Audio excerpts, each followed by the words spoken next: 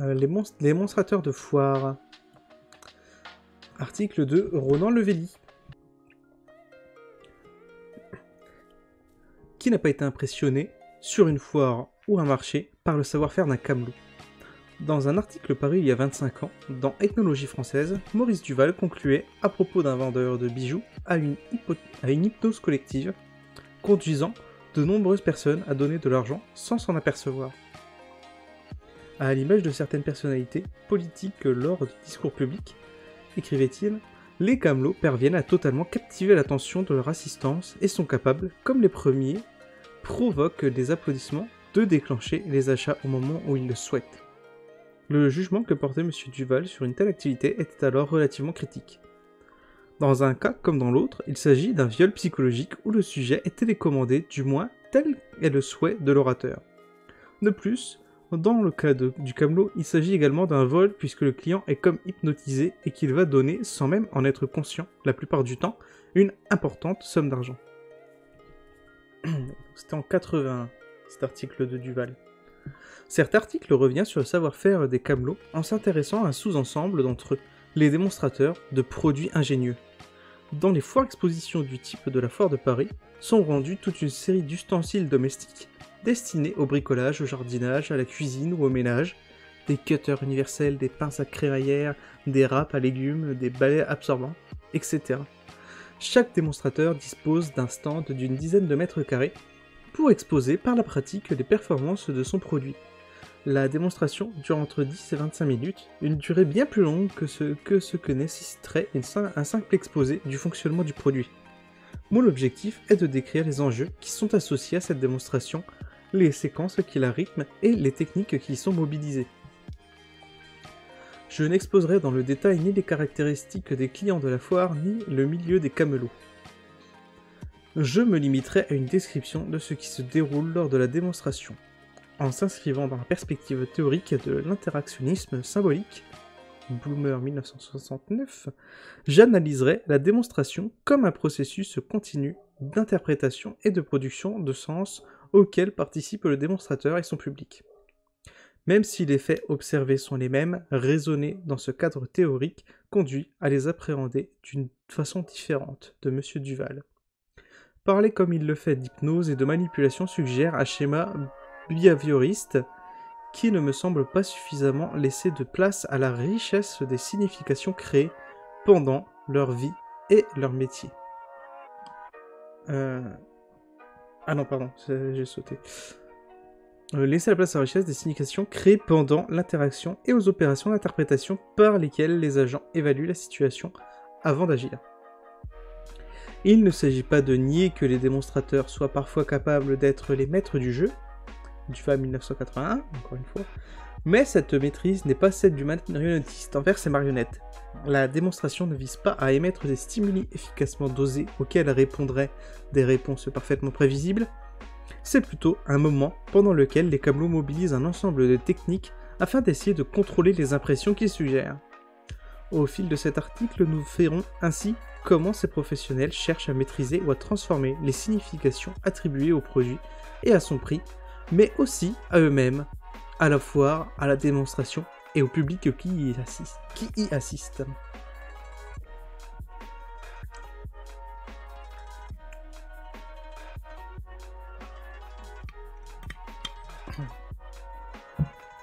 Cette recherche repose en premier lieu sur plusieurs journées d'observation menées dans 3 foires expositions. Lorsque les démonstrateurs l'acceptaient, je me plaçais en retrait derrière le public pour scruter la succession des arguments avancés. J'ai donc observé une trentaine de démonstrations différentes que j'ai pu répéter jusqu'à une dizaine de fois. Cela m'a permis de constater l'extrême récurrence des discours et des techniques mobilisées et d'en prendre note de façon exhaustive. Non seulement un même démonstrateur adopte toujours à peu près la même démonstration, mais de l'un à l'autre, et d'un produit à l'autre, les façons de faire sont également très semblables. Ensuite, j'ai discuté de façon informelle avec une dizaine d'entre eux. Du lundi au vendredi, la journée sur la foire est pleine de temps morts et les occasions de conversation sont nombreuses. Entre 2 démonstrations, à l'heure du café ou à celle de l'apéritif. J'ai donc pu parler avec les démonstrateurs qui appréciaient ma compagnie. Je les questionnais sur leur vie et leur métier, leur demander pourquoi telle vente avait bien marché et telle autre avait échoué, etc. Aucune de ces discussions n'avait été enregistrée en raison, me semblait-il, de l'altération de la relation qu'un tel enregistrement aurait occasionné avec ces personnes peu désireuses de diffuser les coulisses de leur métier. Beaucoup de termes d'argot propres à la profession ont émaillé les discussions et témoignent de l'importance des questions abordées. La maîtrise de l'interaction symbolique est au cœur du métier de démonstrateur, qu'il s'agisse d'attirer et de gérer le public, de créer une relation de proximité avec les clients potentiels, d'affirmer ses bonnes intentions, de générer les signes de confiance et de conclure la vente. Gérer le TREP. Dans le cadre de la foire, et tout particulièrement dans celui du pavillon, les produits ingénieux où beaucoup de visiteurs déambulent avec curiosité, plus qu'ils ne cherchent quelque chose de précis, le premier enjeu est d'attirer du monde autour du stand. Le TREP est le nom que les démonstrateurs donnent à cette clientèle potentielle. Idéalement, selon l'adage bien connu, le monde attire le monde. Et lors des grosses affluences du week-end, il n'est pas rare de voir une démonstration se conclure devant une 50aine de personnes.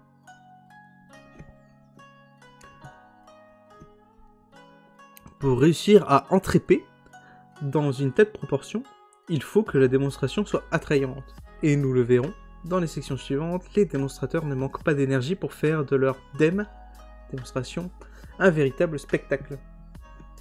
Mais indépendamment de cela, il existe aussi des techniques qui concernent directement la gestion du TREP. Des éléments pourraient être ainsi donnés sur les façons d'attirer les premières personnes nécessaires au commencement de la démonstration et sur celles visant à organiser le placement du TREP dans l'espace et à faciliter la venue de nouveaux arrivants. Mais l'enjeu principal est ailleurs, il s'agit de conserver le public présent.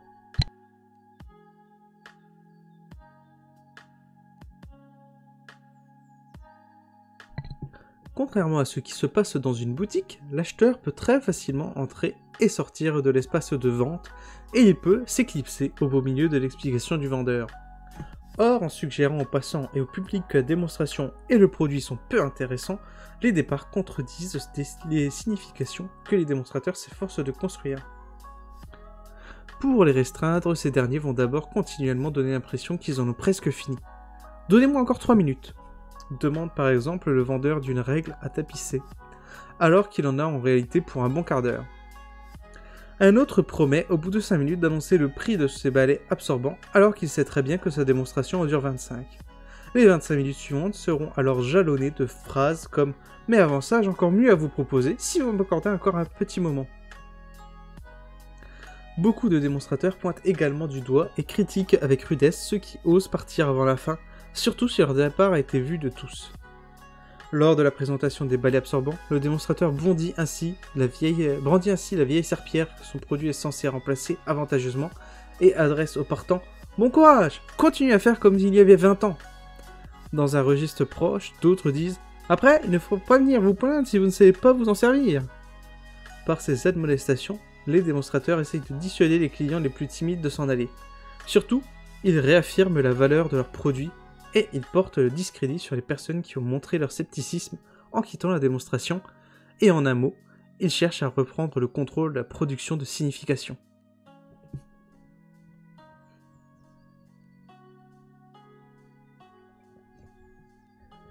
Créer un lien avec les clients. Rares sont les démonstrations qui ne visent qu'à présenter les propriétés et les usages des produits. La démonstration s'accompagne généralement des histoires, des grimaces et des exagérations qui font le talent des bonimenteurs. Tous les sens y sont également sollicités. On admire la palette de couleurs des mets élaborés grâce au râpe à crudité, on manipule la matière si particulière des serviettes microfibres, on subit les hurlements du vendeur de forêt couvrant le bruit de sa perceuse et on hume et on goûte. On hume et on goûte les gâteaux cuits dans la poêle multifonction. Un démonstrateur m'expliquait: les gens veulent du spectacle dans l'ADEME. Ils payent 5 € l'entrée de la foire et ils veulent en avoir pour leur argent. Ils viennent entre amis et famille. Et c'est une sortie pour eux, ils veulent s'amuser. Alors le gars qui proposerait sa cam comme s'il était dans un rayon de Carrefour, il n'est pas prêt de vendre grand chose. De la même façon que Michel de la Pradelle montrait comment les commerçants d'un marché de Provence font en sorte de faire marché, il faut ici faire foire.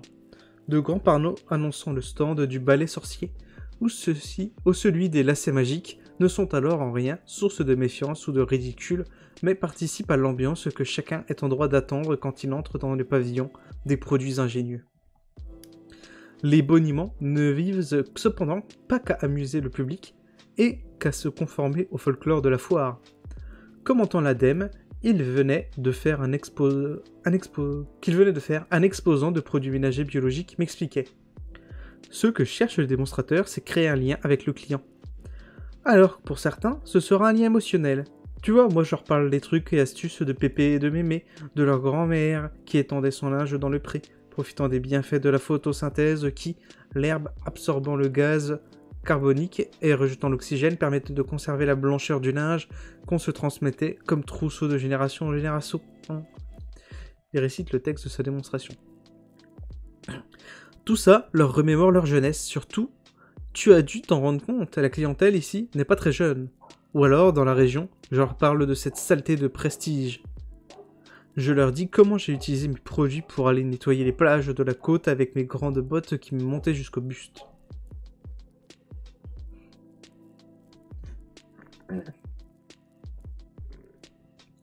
Les références domestiques sont ainsi très souvent mobilisées pour créer de la proximité.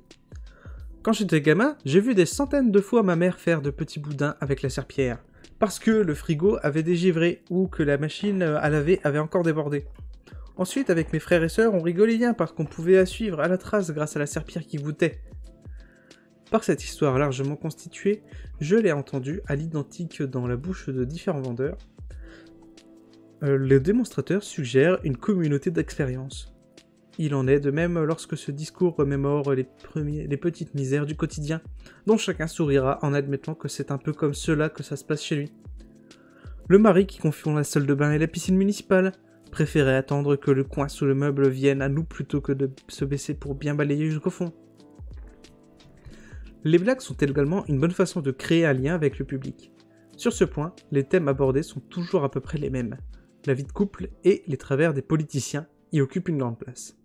Il est classique de dire que grâce à la facilité d'usage de l'outil proposé, les femmes vont enfin pouvoir s'emparer du bricolage et que systématiquement, vos chéris vont se lever la nuit pour vous faire des carreaux. De façon identique, entre deux recettes de cuisine, le démonstrateur de poêle multifonction va sur le ton des chansonniers. Décrocher un sourire en demandant « Vous savez pourquoi il est beau mon gâteau ? C'est parce que j'utilise un moulin à Savarin. Pas un moule à Raffarin. Attention, ça on a essayé et ça ne marche pas. »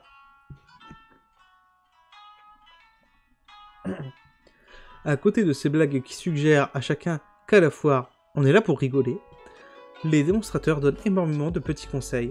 Le vendeur de lavette va expliquer que le vinaigre d'alcool blanc est ce qu'il y a de plus efficace pour nettoyer les fenêtres et qu'il vaut mieux jeter à la poubelle tous les produits chimiques vendus en supermarché. Celui de l'ouvre-huître va vous dire quel est le marché le moins cher de la région pour acheter son poisson, etc. Ces conseils sont donnés gratuitement, mais conformément à la tradition anthropologique, il est possible d'en chercher les contreparties. Le démonstrateur émet d'abord par ce biais des signes de sa compétence. Quand le vendeur de balais absorbant rappelle que les produits à base de javel doivent s'utiliser dans de l'eau froide et non pas chaude, il est certain d'apprendre quelque chose à une grande majorité de son auditoire. Ensuite, il n'est pas exclu que ces conseils créent à la marge un sentiment d'obligation de réciprocité. Lorsqu'en plus des conseils, le client s'est vu offrir un bout de gâteau ou la rénovation complète du cuir de son sac à main, ce sentiment peut être accru.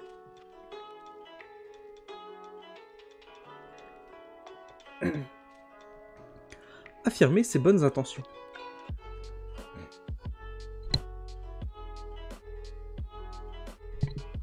Les démonstrateurs font régulièrement référence au caractère exceptionnel de la foire, et n'hésitent pas à affirmer leurs différences par rapport au monde des grandes surfaces. Il est fréquent qu'ils dénoncent de façon très virulente la piètre qualité des produits qui y sont vendus. Arrêtez de vous faire avoir par les grandes surfaces, ils vendent du Made in Taiwan. Nous, on est Made in Germany. L'objectif premier est que les clients commencent à ne plus considérer les produits vendus à la foire comme les équivalents de ceux qu'ils trouvent généralement à meilleur marché en supermarché. La question rejoint aussi celle de la localisation, de la production et des conséquences pour l'emploi. Ma brosse d'aspirateur est fabriquée à Nogent, mais si vous n'achetez pas français, on va être obligé d'aller acheter en Chine. Plus on achètera français, plus on pourra manger à notre faim. Sinon bientôt, c'est nous qui allons devoir manger du riz. Par ce type d'énoncé, le vendeur valorise son produit et recherche la connivence du public. Il inscrit également la foire dans une tradition et dans une territorialité qu'il dénie aux grandes surfaces. De la sorte, même si les produits que les démonstrateurs proposent sont ingénieux ou innovants, les innovations sont souvent présentées comme s'inspirant des recettes de nos grands-mères, des savoirs populaires et autres bons sens de nos régions. Le monde de la foire, tel que les démonstrateurs le mettent en scène, se veut aux antipodes du marché mondialisé et des innovations scientifiques dont on sait par ailleurs combien ils sont, au moins pour les produits alimentaires, source de suspicion parmi les consommateurs. Les démonstrateurs accusent également les grandes surfaces d'être capables de vendre tout et n'importe quoi, et de pousser à la consommation. Ces caractéristiques étant précisément celles auxquelles ils se savent régulièrement associer, cette dénonciation a pour fonction de se différencier et de transmettre un message sur leurs bonnes intentions. L'affirmation du caractère universel ou multifonctionnel des produits vendus est à cet égard un argument récurrent. La grande distribution et son allié, la grande industrie, sont pointés du doigt comme coupables d'une stratégie visant à faire acheter toujours plus de produits alors qu'un seul suffirait. Les démonstrateurs les plus habiles peuvent transmettre cette idée sans jamais l'exprimer explicitement. Par exemple, j'ai le souvenir d'un d'entre eux expliquant qu'il avait échoué à faire référencer au supermarché ses chiffons microfibres qui s'utilisent simplement avec de l'eau sans aucun produit ménager. Par de subtiles allusions, il conduisait le public à comprendre que cela aurait concurrencé la masse de produits chimiques vendus dans ce lieu. Leur but à eux, c'est de vendre, avait fini par dire une des dames de l'assistance, validant ainsi la différence suggérée entre les intentions malveillantes des grandes surfaces et celles beaucoup plus désintéressées du vendeur en face d'elle.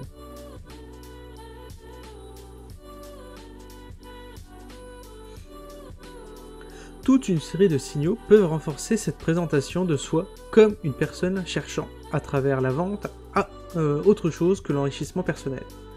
Certains démonstrateurs peuvent laisser entendre qu'ils agissent avant tout pour la défense de l'emploi français, ou pour la préservation de l'environnement. D'autres, surtout parmi les vendeurs d'ustensiles de cuisine, s'attribuent quasiment une mission de santé publique. Leurs produits permettent de cuisiner de façon plus saine. Sur un panneau, on pouvait lire « La feuille de cuisson, stop au diabète, cholestérol, maladie cardiovasculaire ».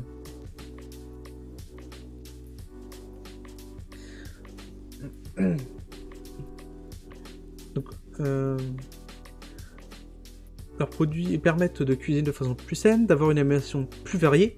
Vous le savez, à la télé ils le disent, il faut manger des fruits et des légumes, rappelle la démonstratrice de Rapa Légumes. Ou de réduire le nombre d'accidents domestiques. Tel ce vendeur d'ouvre-boîte absorbant sur le panneau de son stand le logo de l'Institut de prévention des accidents domestiques. Dans toutes ces situations, l'objectif n'est pas seulement de produire avec signification sur l'utilité des produits, mais bien de signifier les bonnes intentions de celui qui les vend.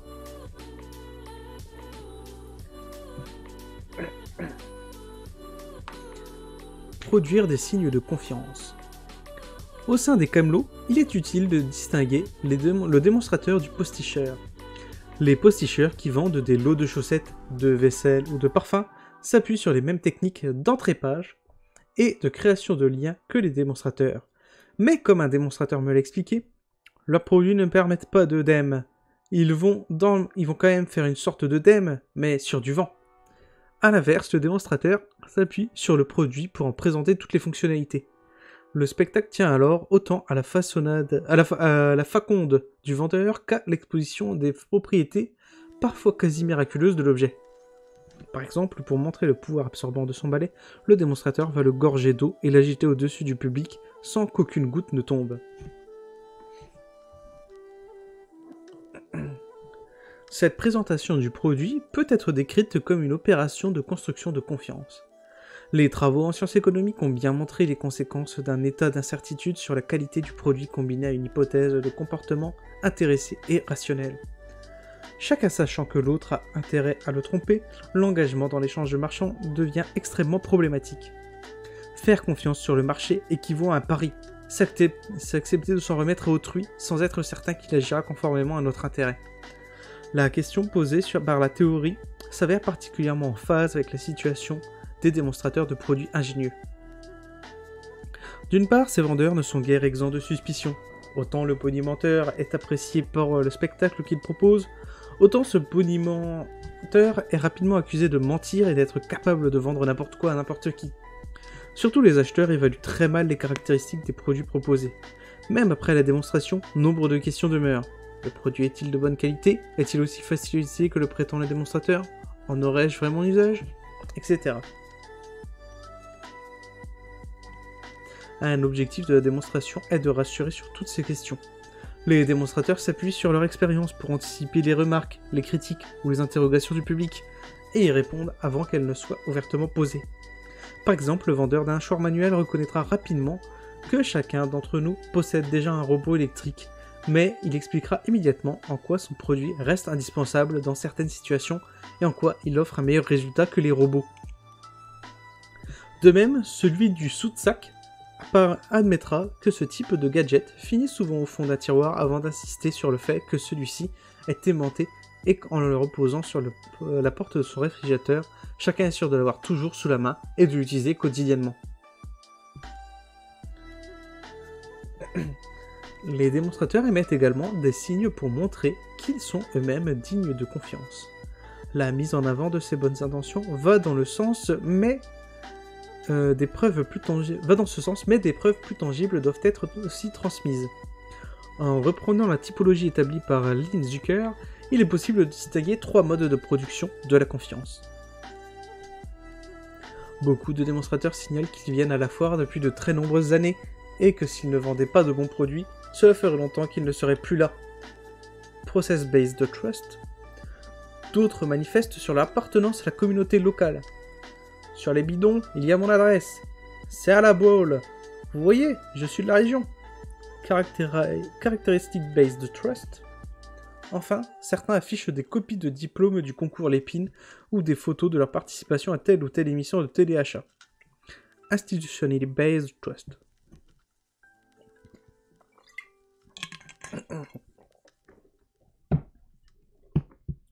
Tous ces signes de confiance sont émis au fil de la démonstration et se couplent avec les différents registres précédemment identifiés. Comment faisaient nos grands-mères quand elles avaient du goudron sur les vêtements? Elles mettaient de l'huile ou du beurre, du gras sur du gras. Référence au domestique et à la tradition. Je ne mens pas, je n'ai jamais menti à personne, sauf à ma femme. Madame, si j'avais été menteur, j'aurais été chef du gouvernement. Blague sur le couple et les politiciens. Nous, on ne vient ni de Chine ni de Taïwan, mais du Mans dans la Sarthe. Référence au territoire d'énonciation des grandes surfaces. Ces arguments sont-ils vrais? Par exemple, la dernière assertion s'avère être conforme aux faits. L'entreprise concernée a son siège social au Mans, et les démonstrateurs ne viennent ni de Chine ni de Taïwan. Mais du point de vue de l'interaction symbolique, ce que perçoit le client est une réalité largement aussi importante, largement aussi réelle, dirait Erving Goffman. L'énoncé du démonstrateur vise clairement à transmettre une signification. La fabrication française des produits, qui en l'occurrence est erronée puisque les produits sont importés de Taïwan. Le doute est pareillement permis face au drapeau français ou allemand inscrit sur les boîtes de nombreux produits alors qu'aucune origine de fabrication n'est formellement précisée. Ces formes de tromperie sont certainement courantes dans le commerce. Michel de la Pradelle relate pareillement sur le marché de Carpentras. Une question du genre « Alors, vous en voulez de pas de mes prunes ?» peut toujours laisser croire, du moins à qui le veut bien, que ces fruits viennent du jardin du marchand. Cette dernière citation permet d'ailleurs de préciser le propos. La vérité qui se constitue lors de l'interaction n'est pas que le résultat de l'ambiguïté savamment orchestrée par le vendeur, mais dépend également des dispositions d'interprétation des acheteurs. Il faut être préalablement sensible aux vertus supposées de la foire, et peut-être aux vices des autres lieux de vente, pour croire aux messages émis par les démonstrateurs.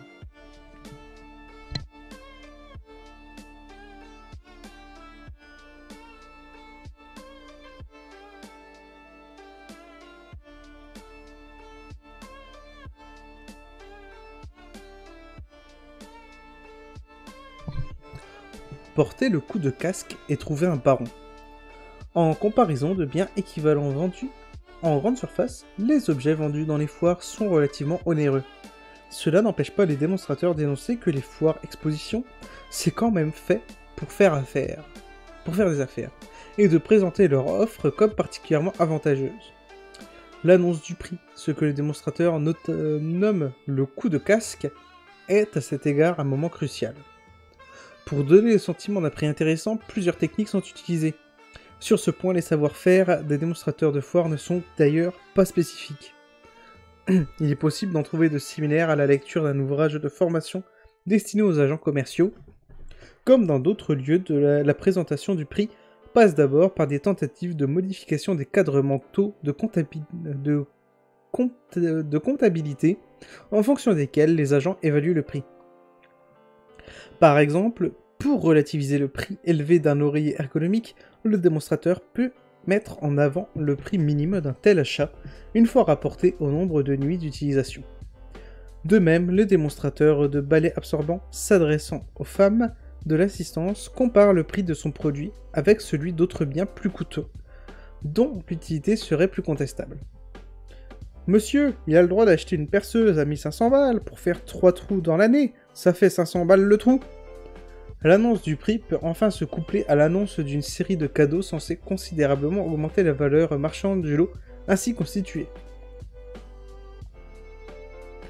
Ainsi, à un ustensile électrique permettant de refermer par soudure les sacs en plastique, le démonstrateur ajoute 2 piles, une résistance de rechange, une notice et un petit tournevis.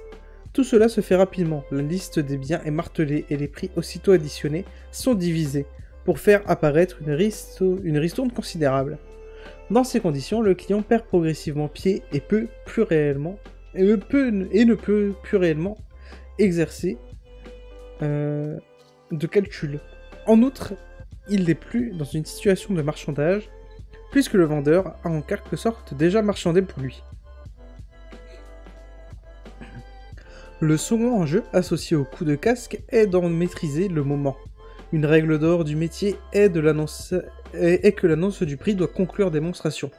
Ainsi, si pour satisfaire aux obligations réglementaires les tarifs sont parfois affichés, ils ne sont que sur de petits cartons écrits à la main et cachés dans un recoin du stand.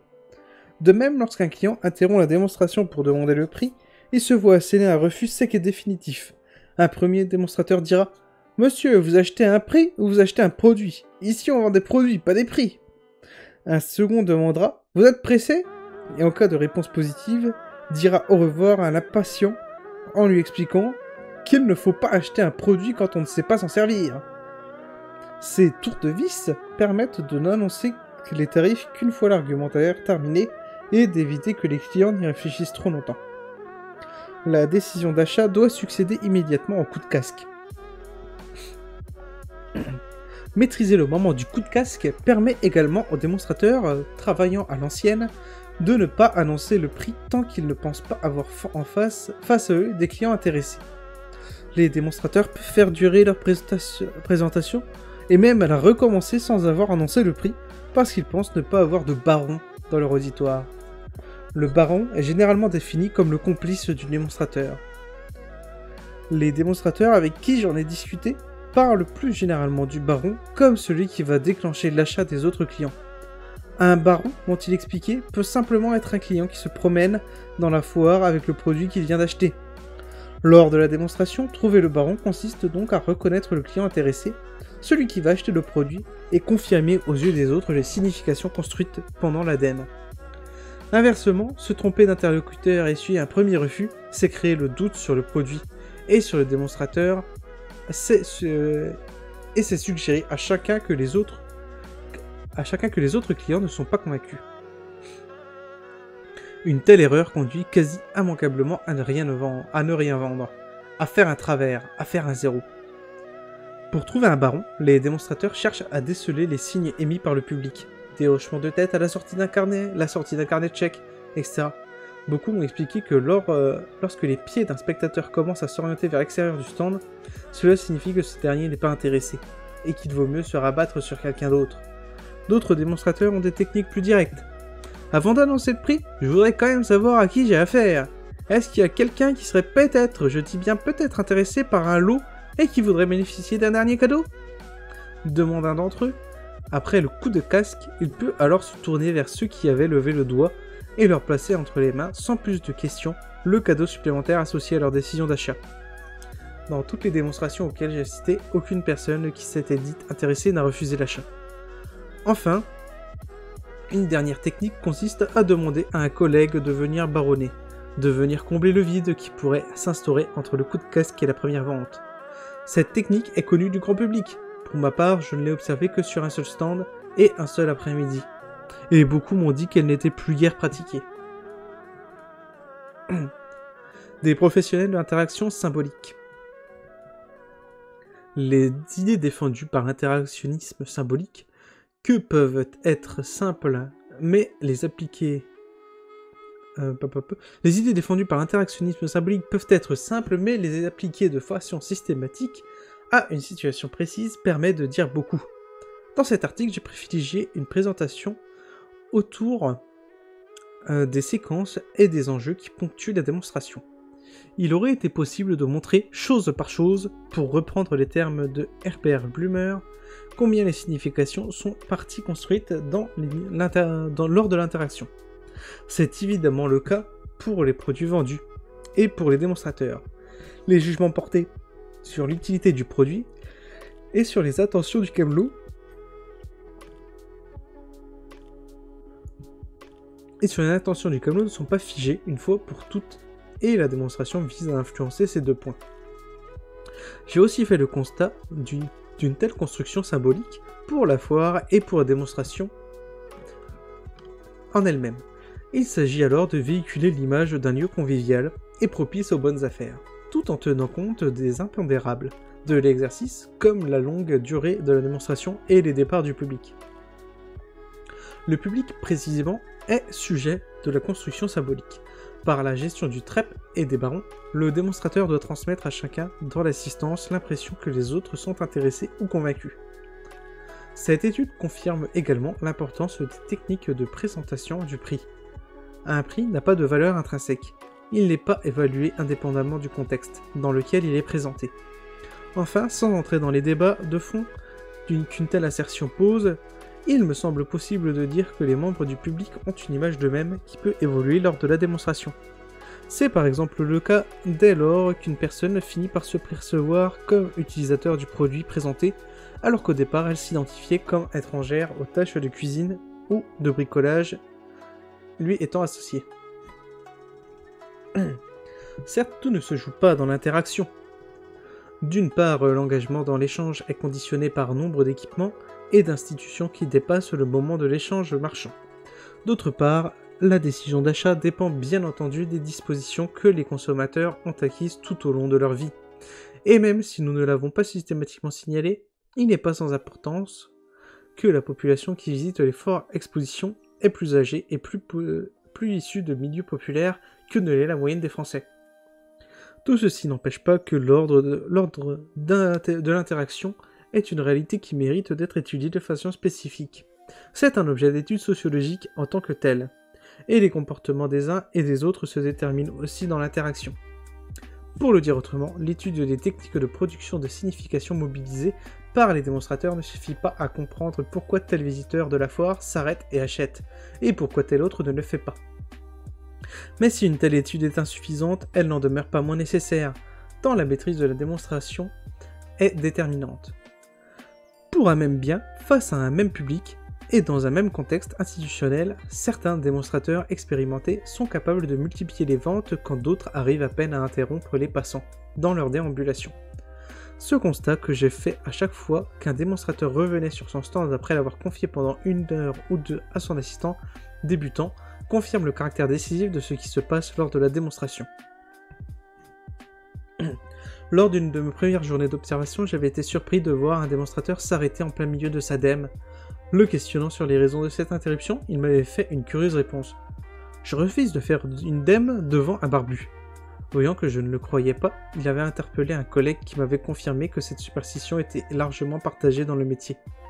Par la suite, j'ai donc pu préciser quel barbu était particulièrement visé. ceux qui portent des mocassins en cuir et qui ont une petite sacoche à l'épaule. Baise en ville. Surtout, j'ai compris le problème associé aux barbus. Ce n'est pas qu'ils viendraient renauder, qu'ils se plaindraient de la qualité des produits. Les démonstrateurs ont l'habitude des renauds, et ils savent les remettre à leur place par des formules cinglantes. Vous ne savez pas l'utiliser, je parie que vous n'avez jamais assisté à la démonstration, alors taisez-vous et écoutez bien.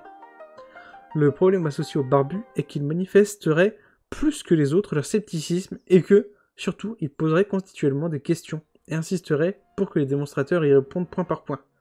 De tels personnages, on le voit, contrarie ce qui est fait le cœur du métier de démonstrateur, la maîtrise de l'interaction symbolique.